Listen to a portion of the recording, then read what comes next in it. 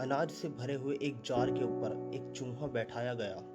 वह अपने आसपास इतना सारा भोजन देखकर बहुत खुश हुआ कि अब उसे भोजन की तलाश में इधर उधर भागने की जरूरत ही नहीं रही और वह खुशी खुशी अपना जीवन व्यतीत कर सकता है। कुछ दिनों के बाद उसने सारा अनाज खाकर खत्म कर दिया और इस वजह से वह जार के निचले तल पर पहुंच गया। अब वह हमेशा के लिए उसी जार में फंस गया और अब वह उस जार से कभी भी बाहर नहीं निकल सकता अपने आप। अब उसे जीवित रहने के लिए किसी और पर उसी जार में अनाज डालने के लिए पूरी तरह से निर्भर रहना पड़ता है। अब उसे ना अपनी पसंद का अनाज मिलेगा और ना ही वह वहां से निकल पाएगा। यदि उसे जीवित रहना है तो जो कुछ भी जार में डाल दिया गया है उसी को खाना होगा। इस कहानी से हमें 4 बड़े सबक मिलते हैं। पहला, तात्कालिक सुखों के लालच में हम बड़ी समस्या में फंस सकते हैं।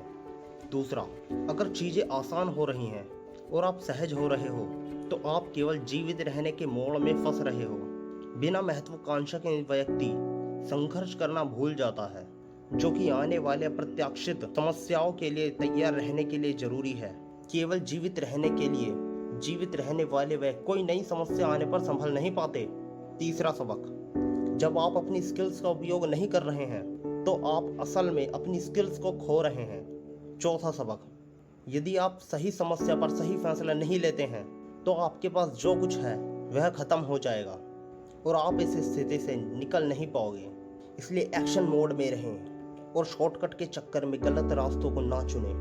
वीडियो कैसी लगी कमेंट करके जरूर बताना और वीडियो अच्छी लगी हो तो लाइक जरूर करना। मैं मिलूंगा आपसे फिर किसी नई वीडियो में। तब तक के लिए do work and achieve your